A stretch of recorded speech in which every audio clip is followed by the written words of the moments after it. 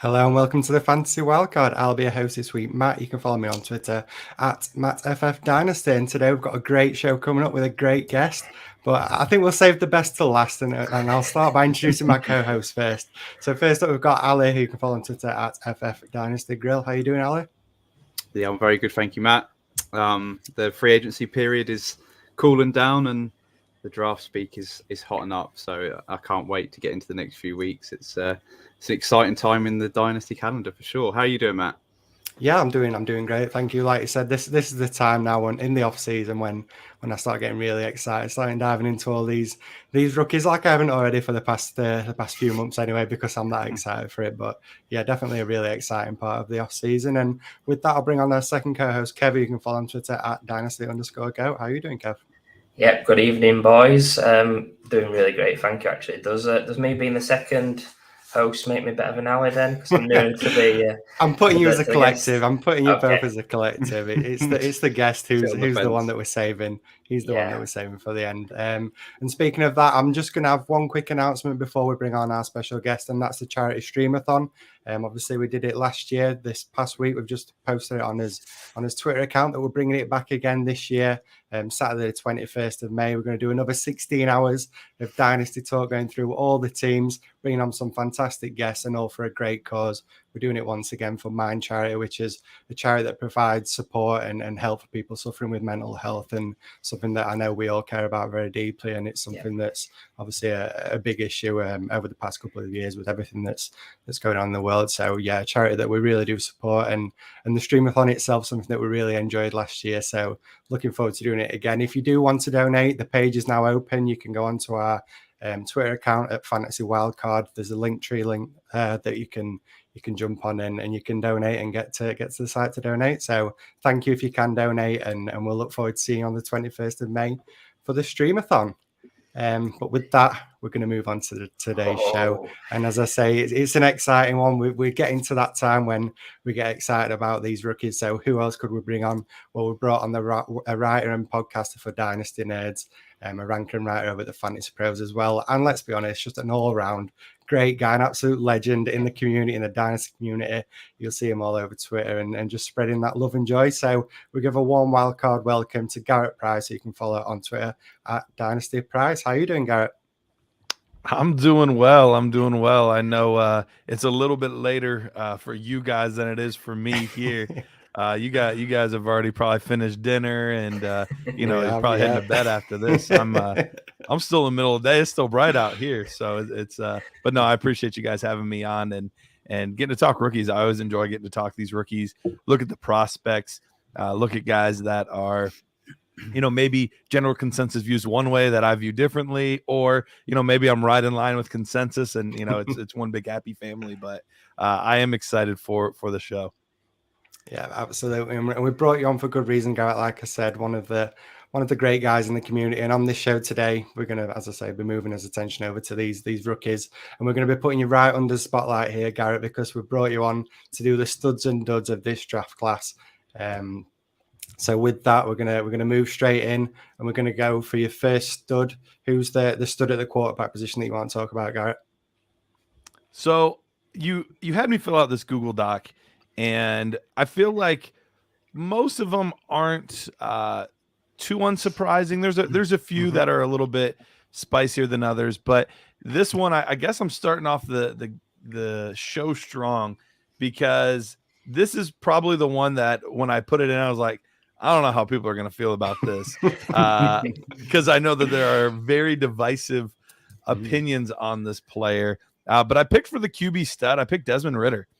And part of this goes back to I do Devy, a lot of Devy stuff. If you've never played Devy football, it's basically the opportunity to get college players early. And so then you even have like the C2Cs, which is campus to Canton, and you get to like actually score points with these guys. And so I've been kind of following Desmond Ritter's career for quite a while now, even back to when he was a freshman, and he kind of burst onto the scene, and then he got a little bit quieter, but he really kind of finished his career strong, did great with Cincinnati these two past seasons, really helped get Cincinnati on the kind of the national landscape as opposed to just people that follow this niche community. They even made it to the college football playoffs and obviously lost to Alabama. But Desmond Ritter, I picked him as my stud, partly because I felt like Malik Willis, everyone at this point has kind of agreed that Malik Willis is a stud. I think he's pretty universally assumed to be the number one guy. So that kind of felt like cheating a little bit. I had him in at first and then I deleted him. And outside of that, and even Malik Willis to some extent, there are so many question marks around this quarterback class. It is one of the most unsafe I have ever felt about taking, if looking from a real perspective or a fantasy perspective, if I draft one of these guys, I'm just crossing my fingers, saying prayers, like whatever I need to do to hopefully make sure that these players pan out. All of that being said, I'm looking at upside here, and I think Desmond Ritter has some really, really fantastic upside. Most of his inefficiencies really come with his accuracy. I think that's the big calling card. If somebody was worried about him, it would be he's not the most accurate passer. But I've been doing a lot of film work, and I've been talking to some people that understand the quarterback position, and they say he's improved a lot, but he still has a ways to go, and part of it is really just to do with his feet, which is something that can be coached up. It's different than just not having a strong enough arm, or the throwing motion is just way off. Feet are, yes, they're extremely important, but they're also one of the things that are a little bit easier to teach than some of those others. So that makes me feel pretty good. I also know that he's going to be taken towards the end of the first round, beginning of the second round, and heck, who knows? He could even fall into the third round. Who knows? But I believe he's going to be somewhere probably within the top 50 to 60 picks there in the NFL draft. And I don't think he's going to have to start right away.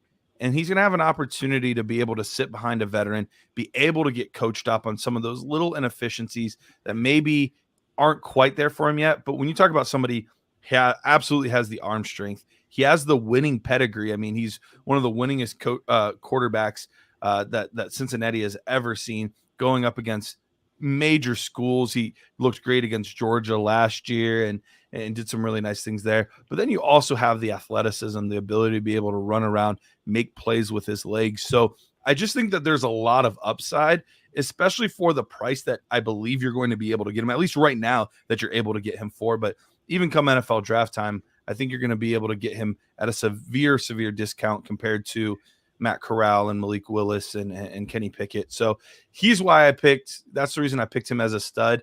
And this might not sound like a huge compliment to him, but I could easily see him being similar to like a Colin Kaepernick, Jordan Love that just recently got drafted by the Packers. I think they all kind of fall into like a similar range stylistically, but I think he has a stronger arm than any of those guys. And I could see some success in his future if he gets with the right staff. Yeah, I absolutely love this pick, especially not going for the obvious pick in Malik Willis. He's my quarterback 5 of this draft class, so currently he's tier 3 just behind Sam Howell for me, so maybe I'm a little bit lower than what you are, Garrett.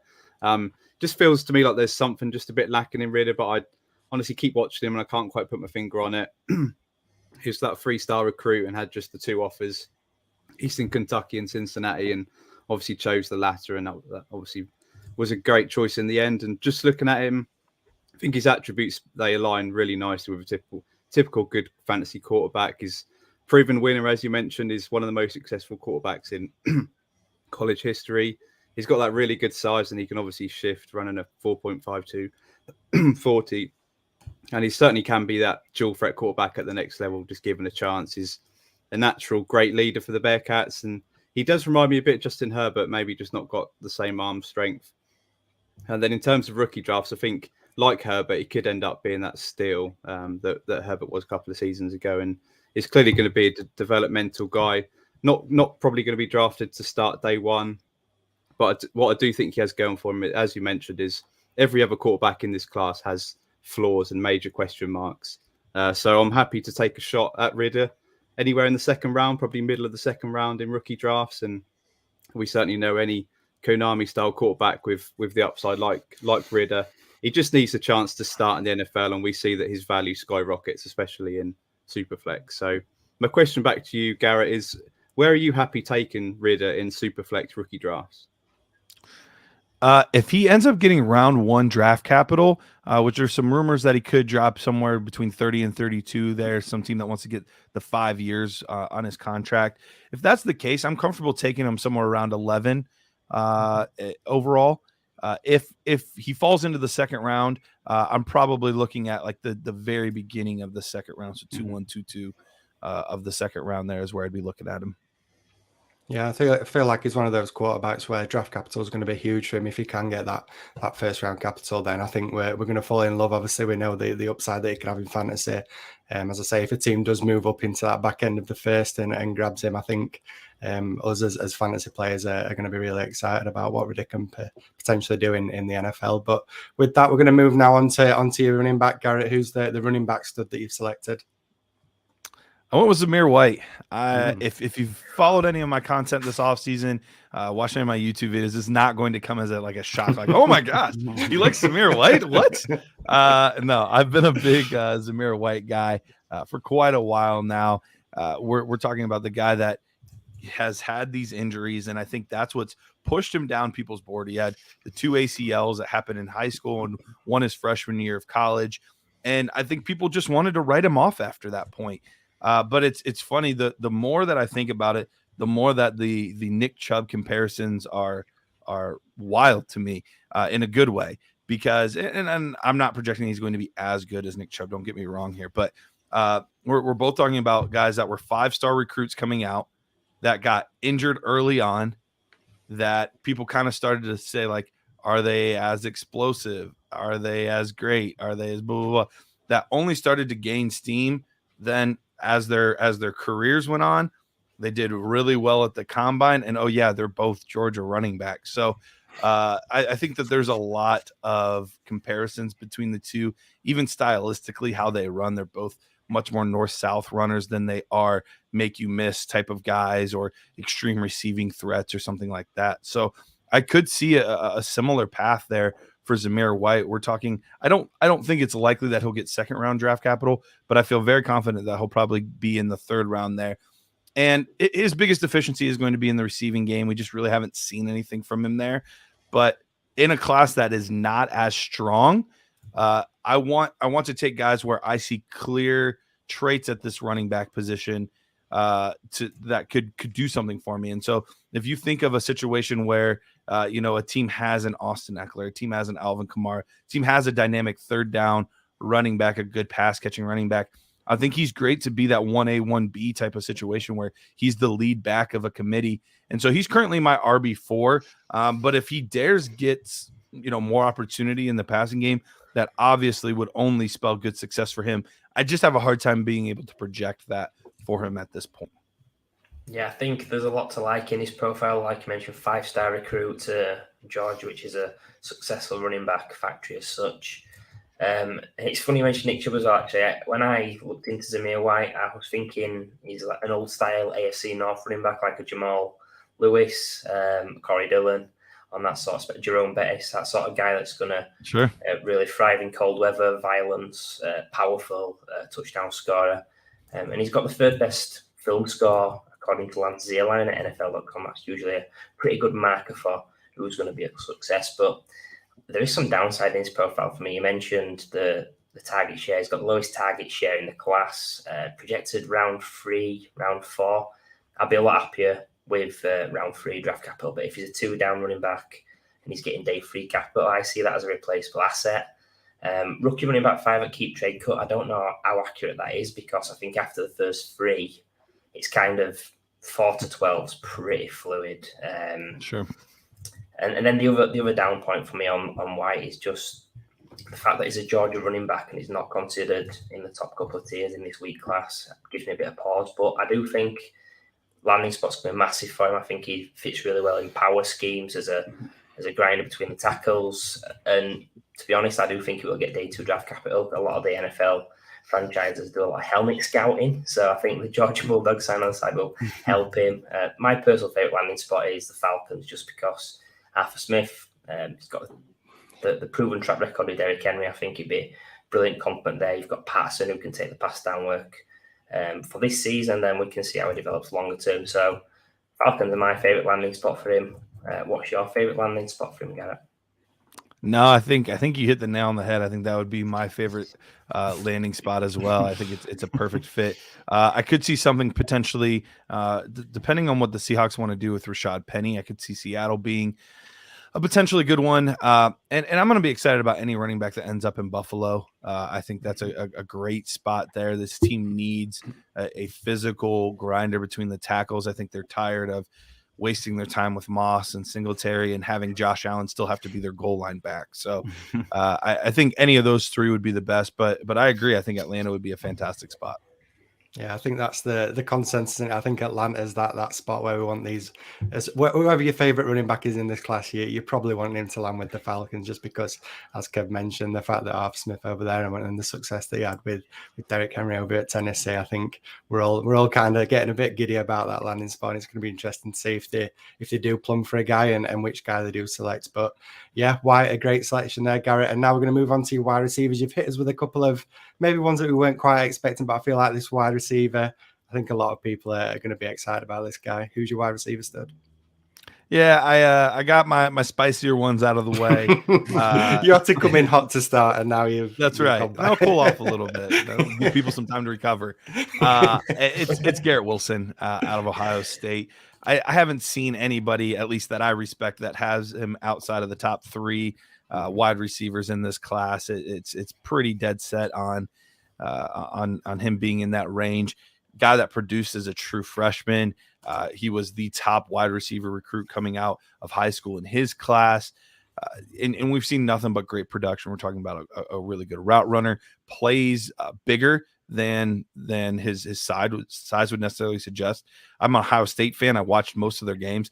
I would have lost a bet if you would have asked me who was taller between Chris Olave and Garrett Wilson. I thought for sure Garrett Wilson was taller. And the fact that Olave came in, now it wasn't by much. It was a slight amount, but still, he just profiles more as that traditional X. He plays in that style. So there are only two players in this entire class that I feel very, very strongly. And when I say very strong, I'm talking like 95 to 97% sure that they will hit. It would be absolutely flooring to me if these players did not hit. And it's Garrett Wilson and it's Breece Hall. And so, I didn't want to do Breece Hall because I had to talk about Zamir, and obviously everyone thinks Breece Hall's a stud, if they know what they're talking about. But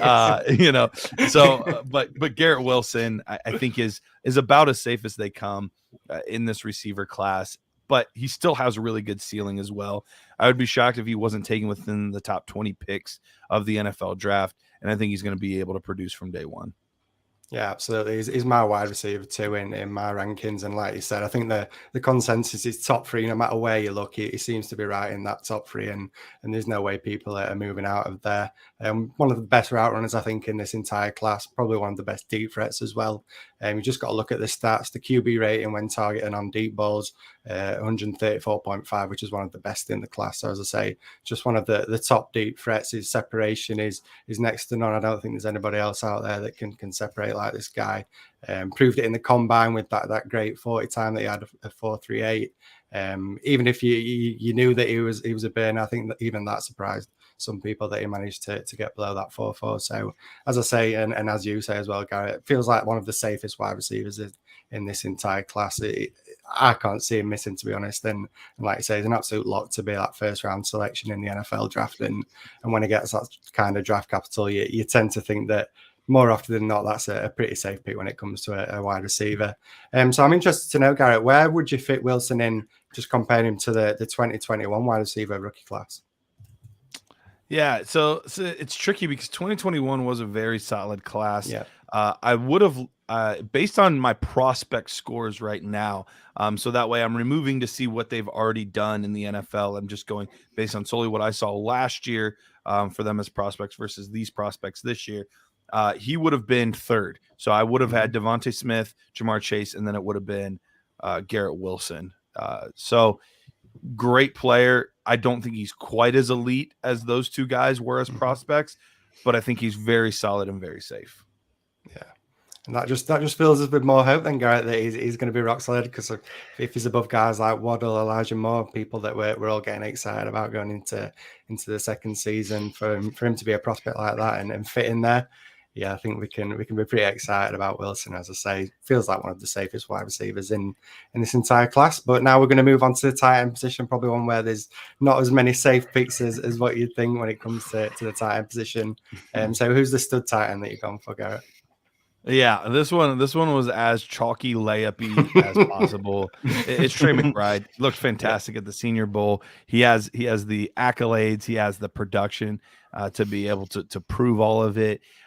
If I was gonna pick somebody that like was less chalky, and I almost put this guy in here, but there was just too many question marks for me to put him there. But I keep getting more and more intrigued with Jelani Woods out of Virginia.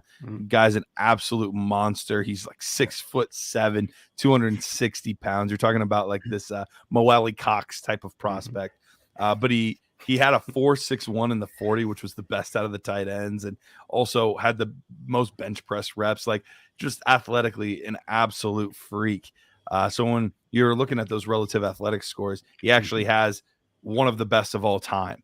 So it's something to keep on your radar, but with such little production, even though I liked what I saw on tape, it's tough to like label him a stud. More so he's like an upside flyer piece that I'm really interested in. But Trey McBride is for a class that is very sketchy at the tight end position. A lot of like fourth round NFL running back or fourth round NFL tight ends. He seems to be the one kind of shining hope in this group. Yeah, I'm fully on board with this pick. Garrett is the tight end one for me, and it's not very close. I think there is genuine tight end depth here. Maybe not the elite depth like we saw last season with obviously Kyle Pitts, but he's head and shoulders above the rest. Is certainly the most NFL ready tight end of the bunch. His blocking, I think, is that good. I think it will allow him to see the field right away, and that ultimately will lead to pass catch opportunities from game number one. And just what impresses me about him is the run after the catch is quite impressive. He always seems to make a few extra yards when others probably would not. He's just got that rare athleticism for a guy that size, and just watch out when he gets a screen pass and he gets a head of steam up. It's not easy to take down. And I think as far as upside goes as well with McBride, I do think he can be every bit as good as someone like TJ Hawkinson, Dallas Goedert. He'd probably land in that sort of tier for me, just below the elite guys like Pitts and Kelsey and that. So again, the sweet spot for me is probably the middle of the second round. That's probably where I'm happy to take McBride, especially if he lands in a really good spot and gets good draft capital. So my question back to you, Garrett, is what do you see the ceiling being for McBride in Dynasty?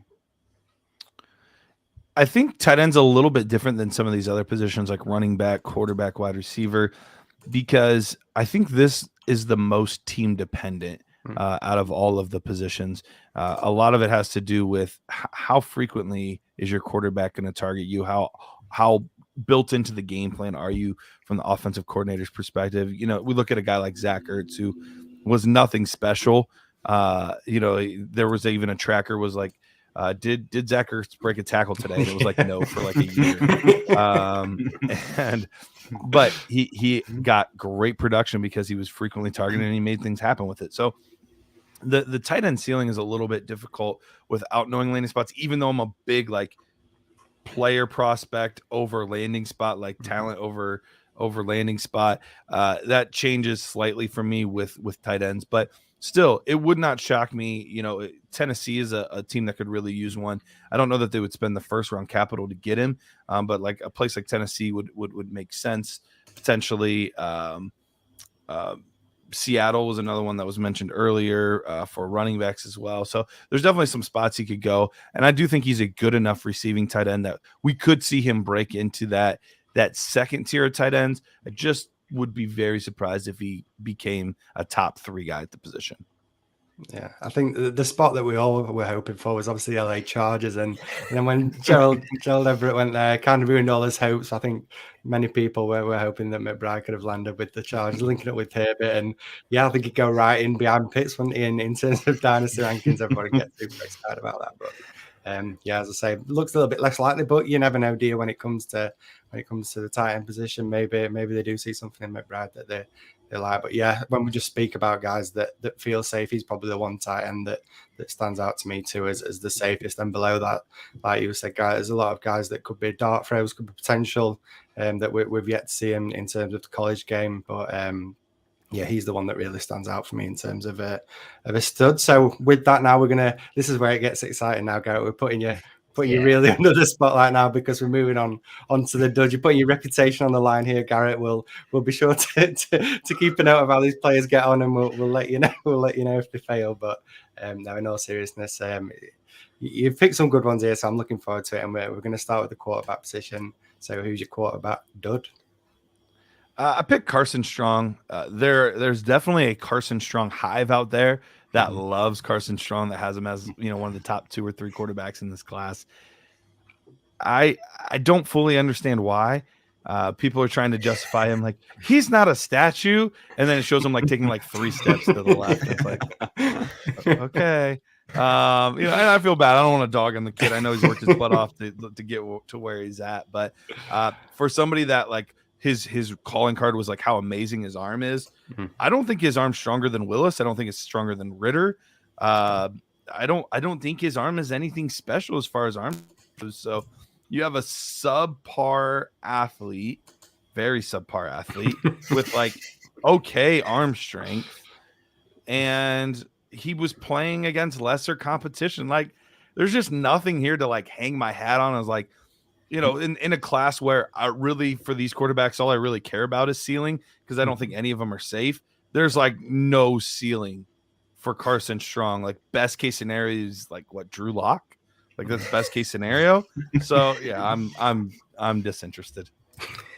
Yeah, I'm in full agreement. I think Strong's going to be a dud as well. I think my pick would have been Kenny Pickett, but I think maybe a little bit too spicy. We don't want to get into that just yet. We'll save that for a bit later on in the off season. But I just think fantasy QB, you want in Konami upside and you want in draft capital.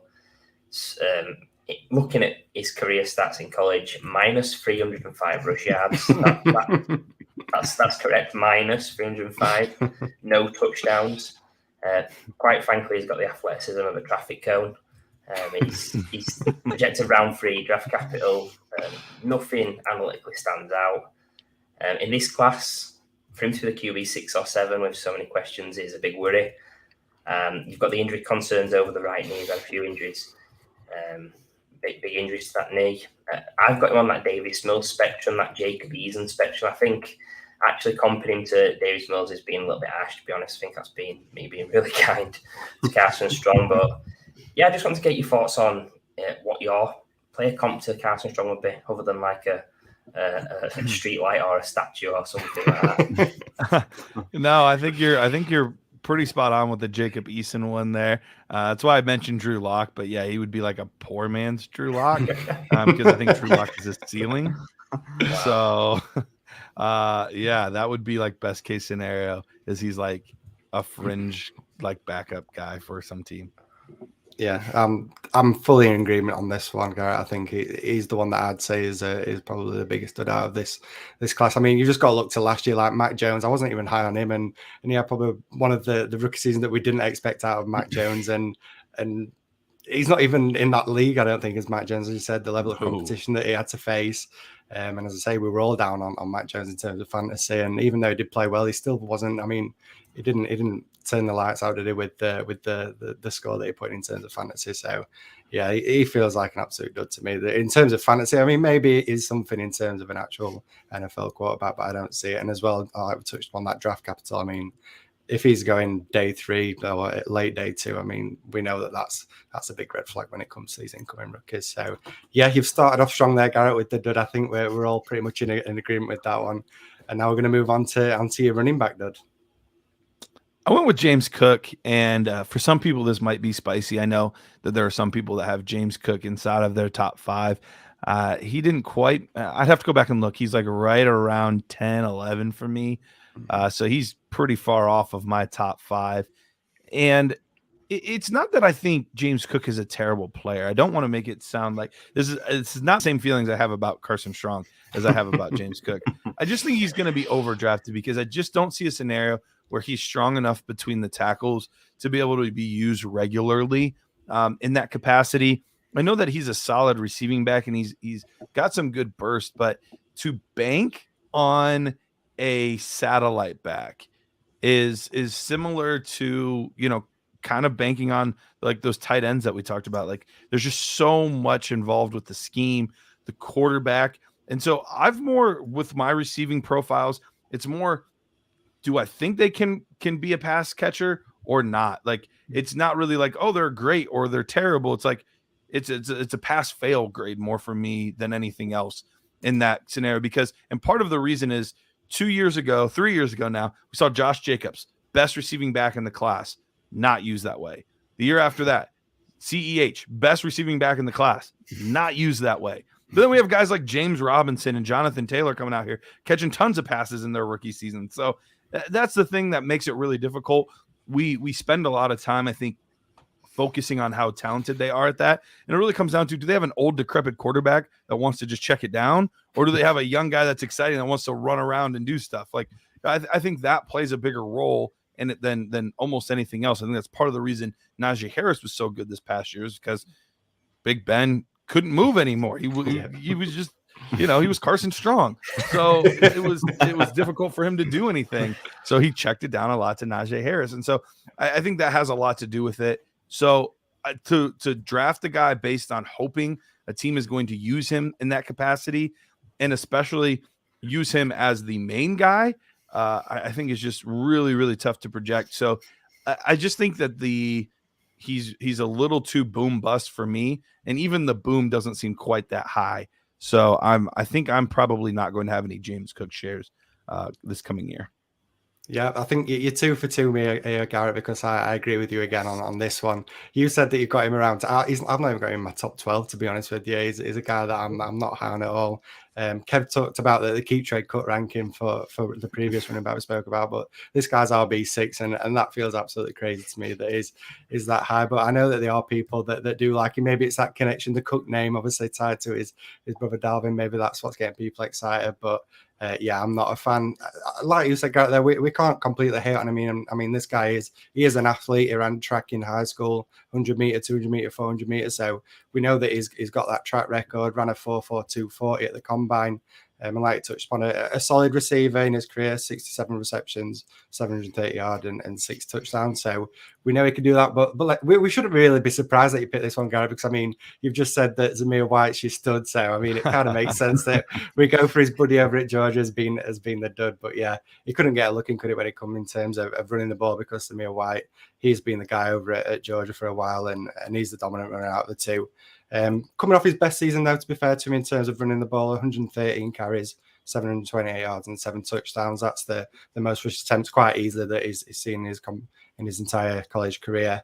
Pretty efficient, though, when he does run the ball, 6.5 yards per carry when running it. So maybe we're not giving him quite the due that he deserves when he does run the ball, because it does look like he's pretty efficient when running the ball. But I think that the draft capital, that's something that's going to worry me.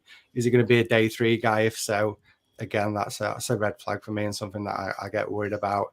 Not the greatest pass blocker either. So, I mean, if he's going to be that pass catching back, getting in there on third down, he's going to have to be able to blast block at times as well. And to me, that's something that stands out, that he kind of struggles. And I just think there's a lot of concerns when it comes to James Cook, and that's probably why I'm not super high on him myself. But I'm interested to know, Garrett, is there any situation where maybe you could get a little bit more excited about him, maybe a little higher draft capital than what we're expecting, or is there a certain landing spot that you think, yeah, okay, maybe I need to bump him up a spot or two? Maybe like, I think it would just be a place where I think he could get touches, where there's not, some extremely talented backs that are ahead of him. So maybe Houston might be an interesting one as more of a pass catcher, but can use a little bit in the running game there. But I think a lot of places he's going to be more of a backup. So chances are, unless he does get taken in the 3rd round, which at this point I do have my questions, but it's entirely possible that he is. That would make me a little bit more interested, but right now I don't think it's going to change too much. Yeah, I don't think there's any worry in him being up there with his brother in terms of dynasty rankings. I think Dalvin's got this one on James, sadly. But now we're going to move on to your wide receiver, Dud, and I'm going to spoil it and say this one's pretty spicy, guy. Although I suppose in recent times people seem to be coming around to maybe agreeing with you on this one. So who's your wide receiver, Dud? Yeah, this is definitely of the duds. This was my spiciest one, and I picked Treylon Burks. Not because I don't think Treylon Burks is a bad player. I think he's a fantastic football player, but there are some concerns that I have. When we're talking about players like Garrett Wilson and Chris Olave, guys that are very refined, very well coached, very like their package is very clear as to what they can do. We just really don't have a good idea of what Treylon Burks can do, other than like he can run fast, at least on the field. His 40 was underwhelming, but he can run fast on the field, and he's like good after the catch. But outside of just running like curls, slants, screens, and go routes, we haven't really seen a lot else from him. And I know coaches can teach route running and they can teach some of these things, but he's just a very, very unrefined prospect. He wasn't very explosive. Even the 40-yard dash time was obviously disappointing, but the fact that he wasn't willing to then try it again at his pro day to improve upon that tells me that's really how fast he thinks he is, which I think we all see him on the field and say, no, he looks faster on the field. But then that would lend me to think about, okay, if you're actually faster than what your posted time is, but you don't want to fix it, that's telling me that you probably haven't put the preparation in to be able to run a better time. So are your starts in your 40, are they bad? Have you not been working enough with your trainers to figure that out? Like, what are the reasons for this? Because you had another 2 weeks after the draft or after the combine to correct some of this. Why didn't you? And so that's the kind of stuff that makes me a little it just gives me a lot of yellow flags. There's just a lot of uncertainty and guys that I feel like have just as much upside that are a little bit more clear. So he's probably going to end up as right around my wide receiver 4, which is still a good wide receiver. I still think he's probably going to be taken within the first round. And I still think he's going to be a top 5 or 6 pick in dynasty drafts. So it's not that I think he's terrible and like avoid all costs or anything like that. But if I'm taking a guy at the top of the draft, and I think for a lot of people, it's going to come down to Treylon Burks or Garrett Wilson for a lot of people. I know some like Drake quite a bit, some like, Jameson Williams quite a bit. But I think for a lot of people, it'll come down to Garrett Wilson and Treylon Burks. I think one is incredibly safe with good upside. And I think one is incredibly risky with a lot of upside. I'd rather have the safe with a lot of upside if I could. Yeah, I think you've nailed it, to be honest. And I will give you that he was certainly, it's been disappointing for Burks over the combine in the last couple of weeks. But I do think it's maybe a little bit of an overreaction to the last couple of weeks. The stats show that there's only 2 wide receivers out of 39, 5%, that have recorded a vertical jump of less than 34 inches and a 3-cone of more than 7.25 seconds and been successful in the NFL. So that's not a big sample size, but I do think that Burks could be in that 5%. His tape's obviously outrageously good. He was the offense in Arkansas. It was manufactured touches galore. But then he spent 77% of the time in the slot. So I do find it hard to project what he's going to be at the next level. Is he going to be pushed outside? Well, surely. But then we haven't got too many reps where he does go outside. And is he going to win against the best NFL corners? Who knows? I've seen a poor man's Deebo Samuel branded about, and I kind of get it. Looking at his ceiling, I don't think his ceiling's AJ Brown or DK Metcalf. I also think, as you mentioned, Garrett, his floor is definitely lower than Wilson, London, and Jameson Williams for me. But I do think his ceiling is maybe slightly higher than those 3. And the key thing is, I think he has to land in the right offense. If he lands in the wrong offense, who don't use him in the right way, then you could have absolutely nailed it. I think he could be a dud. But he's still, for me, he's still my wide receiver 1A, 1B with Garrett Wilson. I'm finding it really hard to separate those two. So my question back to you is, what would be the absolute best landing spot and what would be the worst landing spot for Burks? I think a landing spot that I would be excited about for Treylon Burks. And once again, I don't think the landing spot's going to change too much for me, especially with all the movement that we've seen in the NFL. That landing spot could look drastically different in 2 years. But I think a landing spot that I would be maybe a little fearful of is a team that really wants him to be their true alpha wide receiver. I just don't know that he is, not that he's not built for that. Obviously, size-wise, it seems like he would be built for that. But to go up against these number one corners, there's not enough nuance in his game at this point to be able to do that. And so they would have to still manufacture a lot of touches. They would still have to make a lot of things happen. And typically players that you're manufacturing touches for are not crazy successful at the next level. And even if they have some amazing games, good luck figuring out when to start them, because here's a 3-touchdown game and then 0 touchdowns for the next 7. So it can be really tough. We saw that with guys like Percy Harvin, Visca Chenault's a recent one that I know some people have comped him to.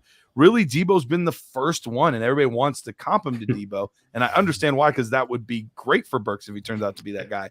It's just I've seen a lot more of those acclimation projects go wrong than go right. And so I think he would be better served as a team's second wide receiver that would be more than willing to use him out of the slot. I think, we saw Green Bay use Devontae Adams out of the slot a ton, even though he was their top receiver. So a team that's willing to think outside the box a little bit, use him in the slot, get creative with him, but the offensive passing game isn't reliant on him. He gets to be the number 2 and watch somebody else kind of take the main focus of the defensive backs. And I think that would be the best situation for me for Treylon Burks. Yeah, I think we all want him to get that landing spot where he can be used as that Debo, right? It feels crazy that now we all want every player to be that Debo role, but maybe it's someone like the Jets. Obviously, we know that the ties Robert Saleh over there and that 49ers system, get him in that Debo role that we're all excited about. We know that they've got some draft picks to get him as well. Maybe that could be a nice landing spot. But yeah, I completely agree. He's probably one of those guys that you don't want to be the absolute focal point of your offense. You want him in maybe being that second wide receiver and just being able to get those touches to him and used in creative ways. And hopefully it can prove you wrong, Garrett, and maybe not be the dud that you've labelled him as. But I know really you think he's not too bad a wide receiver. So we'll not come chasing you on that one, Garrett, if he does end up being the best wide receiver in the class. But now we're going to move on. Thank you. Don't worry, we'll not out you. But now we're going to move on to the tight end position, and we've kind of hinted that we could pick anybody really, couldn't we, outside of who you picked as your stud. But who's your tight end dud that you've gone for, Garrett? I picked Jalen Waddle, and it's truly this simple. He ran a 5 flat. Like, you can't be this electric receiving tight end if you're running a 5 flat. Like, I played linebacker at a Division II school, and I ran a 5.1. Like, I should not be that close to you, homie. Come on. Because nobody was knocking on my door for the league. Like, nobody. So I would have had to beg somebody for me to be like their water boy. So, I mean, if our 40s are that close, like, come on, man. No, it's, and the problem is, on top of that, he's not going to be able to be used much as a blocker either. He's not really this inline guy that we're typically talking about. So you're not explosive. You're not a great blocker. Like, what are you going to do? Like, what are you going to do? Possession guy, his hands aren't even that spectacular. So that was really, really disappointing. So I'm out on Watermeyer. Mm-hmm. Yeah, keep it short and sweet. I'm in full agreement, 100%. There was a lot of talk actually early on in the off-season about him being the 1B to Trey McBride, but the more info we've got, that's drifted. You're looking at opportunity, you're looking at athleticism. I mean, athleticism, like you mentioned, it's shocking. It's about the same speed as Rich Eisen, I think, actually, looking at the tape, but yeah, you nailed it. Not a great blocker, not explosive. I won't have him any league, anywhere. He's fallen out of the tight end 2 conversation for me. You mentioned Jelani Woods a little bit earlier on as a potential guy you like, but is he your tight end 2 in the class now, or is there someone else that's maybe risen up there? No, I don't have him quite that high. Dolchich is a guy from UCLA that I think is interesting, that I'm keeping my eye on. Jeremy Ruckert showed some things at the Senior Bowl, looked pretty good. I don't know that I have like a hard, fast guy that is my, like, without a doubt, tight end 2 at this point. It's kind of this nucleus of players that I think are all pretty interesting. Isaiah Likely falls into that range as well. So I don't have a guy that I'm like, yep, every time that's my tight end 2. Last year where it was Pat Freiermuth, like every time Pat Freiermuth. This year there's still enough up in the air and enough for me to not really feel confident nailing down my second guy. Yeah. I had Isaiah Likely as my tight too, but he kind of did a Jalen Wadamar, didn't he? He had a shocking 40 time as well, and that was his game. He was built as this athletic guy, and the fact that he didn't do great in terms of his 40 time, it was a bit concerning. But I think we've said throughout the show, really, I think once you get past McBride, it just becomes a bit of a just taking some dart throws maybe at a couple of these athletic guys a little bit further down, but. Fully agree with this one, and I think he's probably the biggest name out of everyone below McBride, and I think I fully agree with you that he's the one that I have a lot of concerns with, especially as we say with that 40 time, it was a big shock. So love the selections, and that's it. You're out of the hot seat now. No more pressure, Garrett. You've got through your duds, but there's just one more coming up, and it's the wildcard selection. And this is the point where we get our guests to pick out a player that they believe will see the biggest improvement in their dynasty value in 2022. So with that, Garrett, who is your wildcard selection? I went with Terry McLaurin here, and this was a tough question for me. Because actually up until this point, I had been acquiring as many Tua shares as I possibly could. I was a big believer in him and Mike McDaniels, and then now they just got Tyreek Hill, and acquiring Tua is ridiculous, and you're not going to be able to prove much on his value now at this point. So that had just happened. So I was like, well, dang it, they're taking that pick. And then you said you can't choose J.K. Dobbins. Well, I was like, oh, dang it. J.K. Dobbins. This is it. You can pick whoever you want, Garrett, but not this guy, not this guy, not this guy. Yeah, not the guys you like. So so that made it tricky. But I do really like Terry McLaurin, somebody that has shown over and over again that he is a solid receiver, regardless of who's throwing him the football. But he was really close to reaching that wide receiver 1 status 2 years ago. But it's just been this revolving door of mediocre to bad quarterbacks over and over and over again. And this is where I fully anticipate someone fighting me, kind of like Will Smith and Chris Rock last night. But Carson Wentz isn't a bad quarterback. Everybody thinks Carson Wentz is this terrible, horrible, no good, awful quarterback. And partly it's because there's one or two just awful plays every year that he makes, and those get put on repeat on this negative highlight reel of people just hating on Carson Wentz. But he was quarterback 13 last year on the season for fantasy football purposes, so he was good, and he's much better at getting the ball downfield than we saw out of Tyler Heineke, and 27 touchdowns, only 7 interceptions. So for this narrative of this guy that turns the ball over all the time, he really doesn't.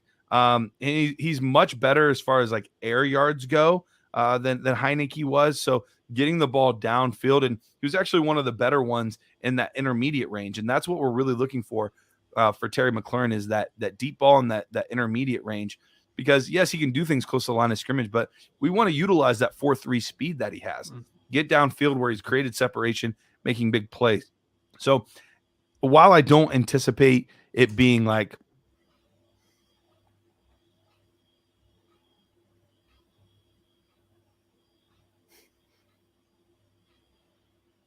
I think we're going to see him come back to the, wide receiver, maybe 11 to 14 range.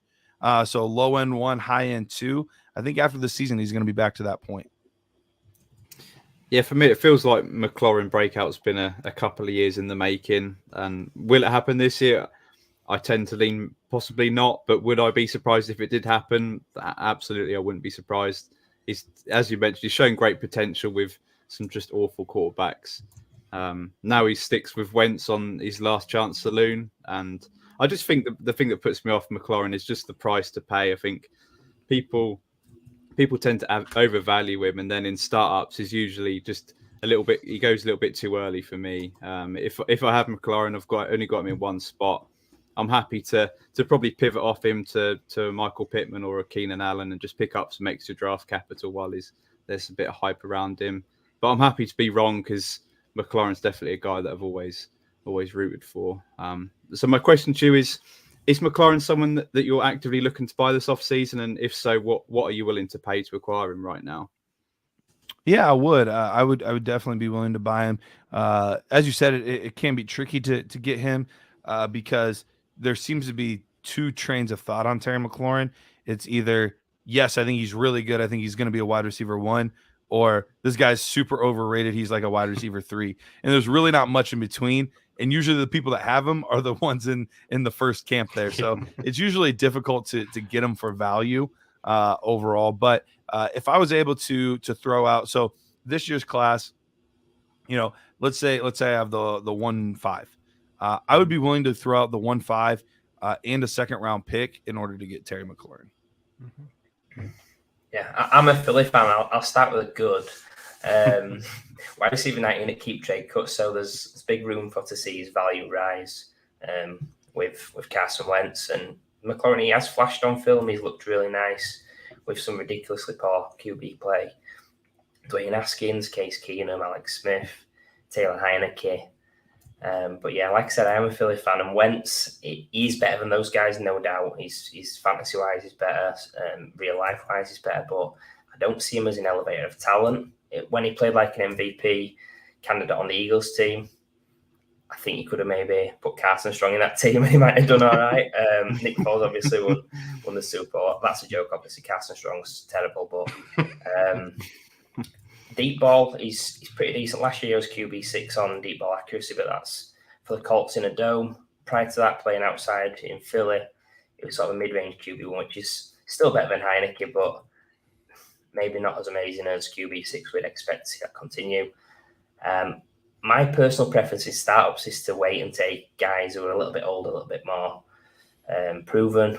Mike Evans, Keenan Allen, DeAndre Hopkins. So I do respect you for the NFC East pick. Obviously, I'm an Eagles fan. Matt's a Giants fan. It's a hard time winning over the home crowd, like you mentioned, with Chris Rock last night. So I just wanted to get your opinion on if there's a player that's ranked above McLaurin who you'd see as the ideal pivot down for him to acquire him.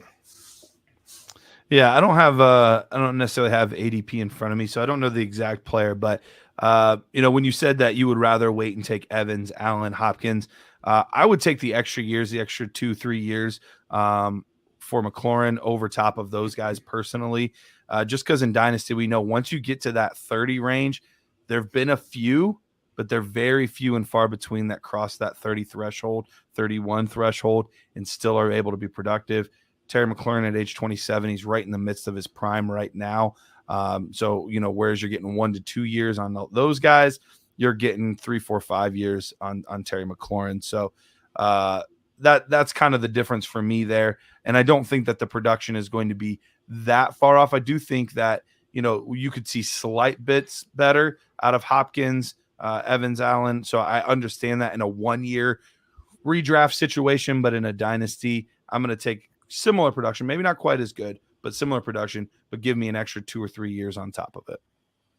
Yeah, love it. Great selection, Garrett, with McLaurin. I think just touching back on what you said about Carson Wenzel, well, everyone seems to love to crap on him, but then at the same time in Dynasty, everyone's gushing over Pittman now. And I mean, who was his quarterback last year? I mean, it was Carson Wentz. So I think we've got to give a little bit of credit to the quarterback as well as the player. And like I said, if McLaurin, it's going to be his best quarterback that he's had in his career. So yeah, I think there's definitely room for him to improve on that current ADP that he's got. And hopefully it can be a great wildcard selection, Garrett. But with that brings us to fingers crossed.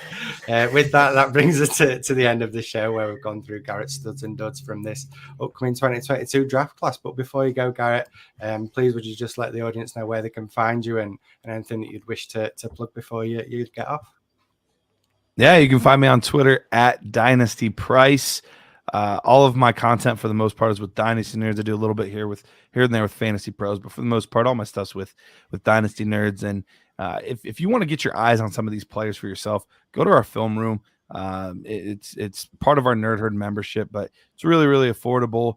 And we've cut up a bunch of all 22 tape, which it's hard to find that all 22. So we've cut it up specifically for the players. So you can spend 5-6 minutes. You get all the, both angles you want, the end zone and the high up view there. So it's just so much better to be able to see individual players and what they're doing. So that would be the biggest thing that I'd be pushing right now for sure. Love it. And lads, have we got any final thoughts on today's show? Ali, we'll start with you. Yeah, I just want to thank you for coming on, Garrett. It's been an honour to have such Dynasty royalty on the show. I've been a big fan of yourself and of the nerds for a while now, and I also just love how bold you were in your selections. You didn't take the easy route and pick some of the obvious guys. You went for some studs and some not so obvious ones as well. So and I'm just so pumped for the draft now. I wish it was this month, but got to wait a little bit longer. So close. Yeah, I just want to say thanks for coming on, Garrett. You're the perfect guest to kick off draft season, the best time of the year. Fits perfectly. And the show today, obviously, made some fantastic selections. We did have a couple of debating points as well, which was nice. It's great as well hearing people talk about duds. I love that personally, seeing people's duds, avoids and sells, because I think anybody can just name 50 players that they like, and some of these will hit, some of them won't, but you'll remember the ones that hit. So for you to name 4 duds there, it's going to be interesting to see how they get on. And I just want to give a shout out to obviously the podcast you've got over there at Dynasty Nerds. I've been listening to a recent show of yours, breaking down the rookie running backs. I've got to say it's probably been my best podcast I've listened to in draft season so far. Speaking about Breeze Hall, Tyler Beatty as well, and the Tyler Beatty comp. I'm not going to spoil it for the listeners, but it's pretty sexy, to be honest. And it's actually in your surname, Garrett, as well. So there you go. Love it. Yeah, and I'll just echo what the guy said, Garrett. It's an absolute pleasure having you on. It's been great. I know that when I first started out playing Dynasty Nerds was actually one of the first websites I ever came across. I used to read all the articles religiously, and yeah, it's great what you do over there at the Dynasty Nerds, and having you on, it's been fantastic. And yeah, if the listeners, if they could give your podcast a listen to, because yeah, it's definitely one of the best Dynasty podcasts around. But with that, I just want to say thank you to the listeners for tuning in, and be sure to subscribe and follow us over on Twitter at Fantasy Wildcard. Also, if you could leave us a 5-star podcast review, that'd be hugely appreciated, as it just helps us get a better reach onto the wider audience. So thank you if you can do that.